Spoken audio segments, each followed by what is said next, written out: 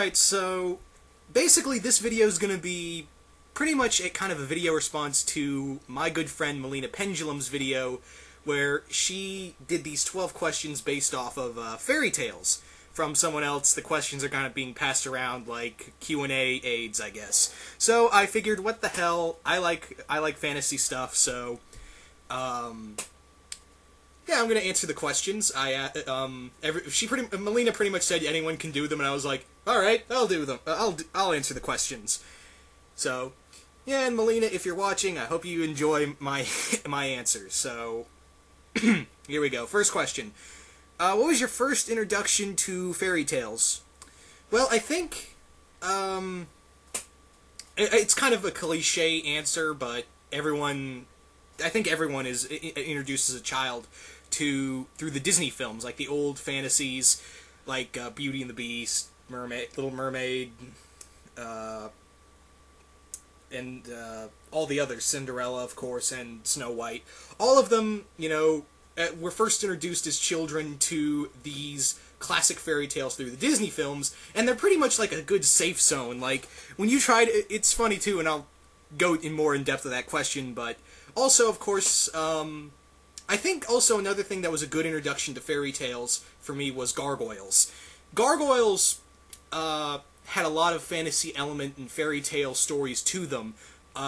Technically, you can say A Midsummer's Night Dream from William Shakespeare is kind of a fantasy story, because it delved a lot into the magical elements, at like Oberon and the Fays and pretty much all that. So I think that was another good one, and of course a lot of television shows, like the Disney animated stuff as well in general. So it was Disney TV show and movie, and of course old storybooks that everyone I think grows up with. So that's the first question. Second question: what is your favorite fairy tale? Favorite fairy tale? Excuse me. And favorite fairy tale character, or several. Favorite fairy tale, I have a few. For some reason, I really like Red Riding Hood. Maybe because I like wolves and werewolves. I'll get into Little Red Riding Hood a little more later on down the road. But I think another one, like fairy tale characters, are always the wolves. Like, I know wolves are in fairy tales generally evil characters, but they're not. But when you see them, you understand why they're kind of scary, or why they're made kind of scary. I think another good fantasy type character was Jack the Giant Killer. A little dude who can go all Kratos on a giant's ass is just awesome. And if you ever read if anyone else is out there who's read the original stories of Jack the Giant Killer, the dude was like Kratos with these guys. In some representations of the story, he was like, he didn't trick the giants to die or anything. He went he took a sword and just went God of War on them. So that's another one. I think you could count Alice from Alice in Wonderland. A lot of people put that in the fairy tale genre. I think that's another. I think she's a good, strong female character, even though it's kind of like, what the fuck is going on? So I think you can count her. Alright, so third question is, do you immediately associate fairy tales with Disney and their Disney incarnations? Do you think these associations are a good and bad thing? Yes, I do associate a lot of fairy tales with the Disney movies, because like I said, I feel like when everyone grows up, when they're children, that's their first introduction to these fairy tales. So when you see like the real versions of this stuff, or different darker representations, you kind of fall into that gravity net of, this isn't how I remember it, and it kind of jades you a little bit. But however, I think it's good as a family-oriented thing on the good thing. The bad thing is, when you watch something else, the Disney... for me, personally, it's kind of like some of the Disney stuff is ruined when you see a different version of it, like a darker take. Like, the Brothers Grimm kind of ruined a few things for me. Especially the scene with the horse eating the girl, that was disturbing. But then again, they didn't do a lot of Brothers Grimm fairy tales, but it's just hard to watch fairy tales without it's not Disney's fault. It's just that whenever I see something fantasy, I always think of that just one scene of the Brothers Grimm movie where the horse swallows the little girl, and it's scary for me. That still creeps the fuck out of me. I'm sorry. But anyway, I'm ranting. Another good example of kind of like a bad association, and I know this isn't technically a fairy tale, but there was a story. This is something that goes in with Lion King. There is a book written by Brian K. Vaughan, which is epic, called The Pride of Baghdad, which is kind of a historical fiction kind of thing where it follows the stories of these lions who, during the first years of the war in Iraq, the U.S. bombed Baghdad, and the zoo, in turn, was destroyed, and a lot of the animals managed to escape, and it follows this pack of lions who have the most horrible lives ever, especially the character of Safa. She has the worst story.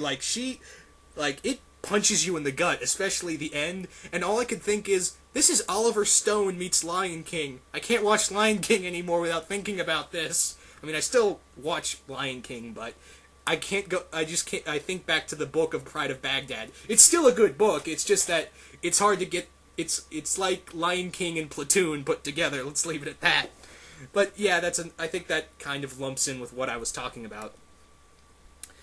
So, what are we on now? Fourth question. Do you prefer lighter or darker renditions of fairy tales? Okay. It depends. It really does depend on how well the story is treated. That's kind of the big thing now. It's like, ever since Red Riding Hood, which I'll talk about in a second, everyone wants to do their own take on... Well, actually, no, even before Red Riding Hood, I think when Alice in Wonderland got the reimagining, everyone wanted to reimagine fairy tale-esque stories. With Red Riding Hood, it just tried to be it was trying to be a horror movie. I didn't jump it at all in this movie. I didn't feel scared, I didn't feel threatened. Everything just bored me. It was just trying to be dark for the sake of dark, and it even failed on that aspect. I just watched it because there was a werewolf in it, and I like werewolves, but this werewolf just sucked. I'm sorry. And you know what the worst part is? I mean, I'm not going to say, oh, it was bad because it was from the director of the Twilight movie. No, I still would have watched it just to see, okay, let's see your own original material. This could be awesome. No, it was not. I gave up about half an hour into the movie. And what sucks the most is that I watched this movie, I was like, Gary Oldman, what are you doing? You have The Dark Knight, and I'm pretty sure, was this just something in between or what? Like, I was literally watching... and also there was another guy from Battlestar Galactica, and most of you would know him as Deathstroke from the Smallville series, where he was in this movie too. I'm like, what are you doing in here? Is work just that hard to find?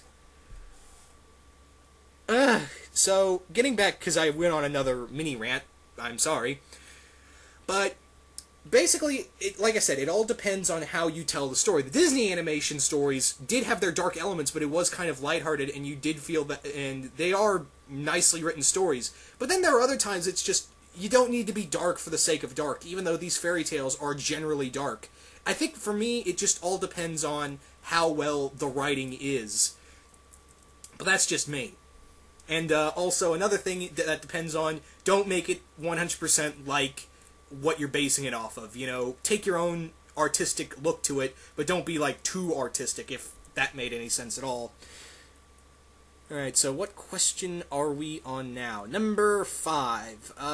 Do you read fairy tale adaptations? If so, name some faves. Name some favorites, okay.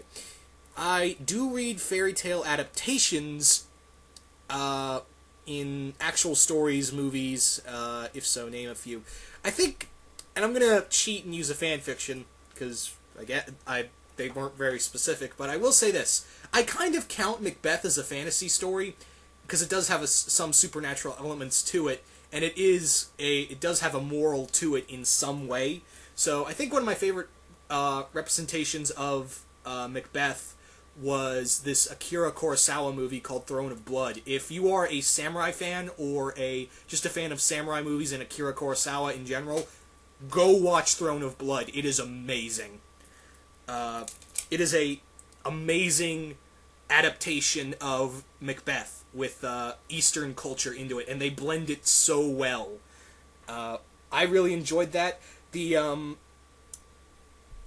That was for movie-wise, and I should have answered that earlier, but... But in terms of story writing, I think there are a few. Like, there was one story, one fan fiction I remember reading where it was a redo of Beauty and the Beast, and it wasn't like word for word like they're parroting the Disney movie. It was their own personal take on it, and it was a Ben 10 fan fiction. It was really good. It was having Kevin as the Beast and Gwen as the Beauty.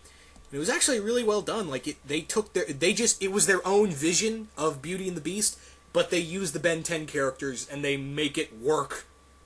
They made it work damn well. I need to go find that story again. I don't even know if it's up anymore, but it was damn good. Like I said, it was their own personal vision of that story, and they blended it so well. But anyway, I'm ranting, and that's just to name a few. There are a lot more. So, moving on to the sixth question. In terms of fairy tales on film, what are some of your faves? Well, I mentioned Throne of Blood. For other films, there's actually a few. I'm trying to remember them all, and I don't want to cheat and use the Disney movies. I kind of liked Snow White and the Huntsman, but not like I instantly like this is the greatest fantasy movie ever. I was like, oh, that was fun. That was kind of an interesting take on it. But it wasn't like, and not because of Kristen Stewart. She was just bad in this movie. Chris Hemsworth was awesome, and Charlize Theron was also pretty good. But that's just me. The another good version I think I enjoyed was there was a version of, I think, if I could go by TV series, the Beauty and the Beast series with Ron Perlman. I think that was really good. But that's just to name a few. Again, sorry, I'm trying to remember all this. So, number 7. What novels and films with a fairy tale do you enjoy? These are not directly canon with tales such as Grimm, Perriott from Anderson, etc. That's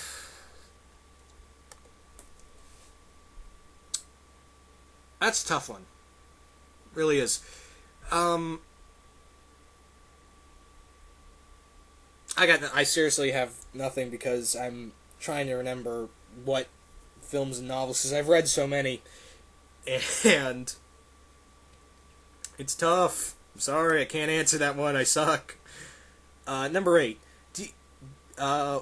Again, so I'm sorry to skip the 7th question, Melina, if you're watching, and everyone else. I just can't figure out a proper answer for that. Number 8. What do you think accounts for enduring appeal for fairy tales? Okay, this one I can answer. For the 8th question. Basically, I think what makes them so endearing is because you can take them in so many places, and I think that they're also good safety nets for children to start out with, and it kind of gets them into, morals on their early set of life. And for adults, and young adults, it's kind of has that charm to it that you can see in your own personal light. You can make it lighter, darker, but still have those same tones that make it appealing to all general audiences, if that answer made any sense. But I think that's what makes it, because there's so much room to tell the story, but make it your own as well. You see what I'm saying? So I think that's what constitutes for it.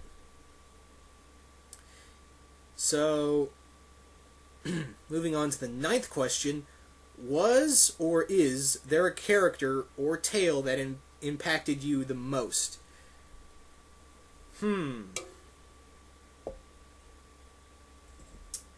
I'm going to have to say no. On the grounds of I don't view these characters as kind of like role model-esque characters. I just think they're fun story-type characters that you can use in someone's own personal way.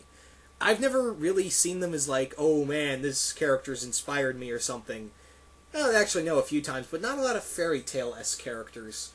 But in general, I really don't see a lot of fairy tale characters like that. It's just more, these stories are fun and the characters are fun. So, moving on to the 10th question. If you could be any fairy tale character, who would it be and why?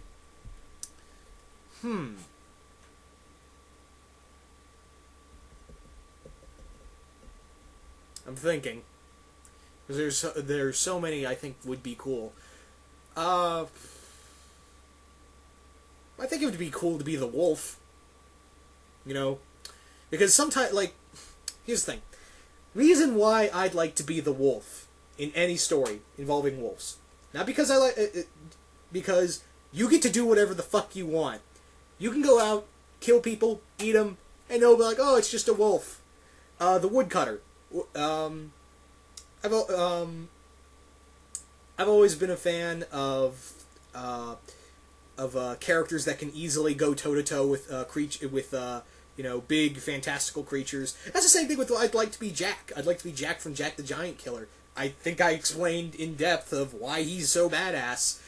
You see, there aren't a lot of good male characters, because they're usually, in fairy tales, supporting characters, or they're usually the dumbass or the villain who gets thrown into these situations. So it's really hard to answer that one. But I hope I answered that thoroughly. Number 11. If you could rewrite or revision a fairy tale, what would it be, and what would you do and change? What would I do and change?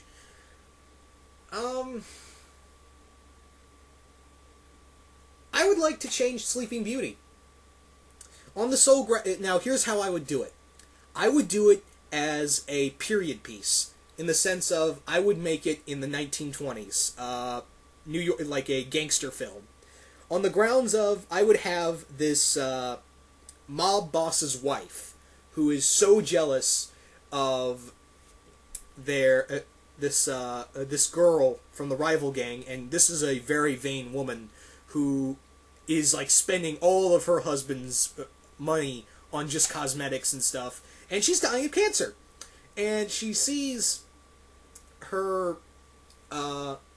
this girl from a rival gang, just so pretty, and she's the rival mob boss's daughter, and she wants to have her killed. So she sends Hitman. Hitman doesn't want to do it because he's new in the gang and he doesn't want to kill a girl for his first job. So he tells her, I'll help you, I'll hide you, I know where I can hide you, and he hides her out at his family, and that eventually causes problems among both sides of the two gangs. I know, but that's just something on the spot right there. I was gonna say something for Jack and the Giant, for Jack and the Giant Killer, but I think the movie that's coming out next year kind of says it all. That's pretty much what I would do.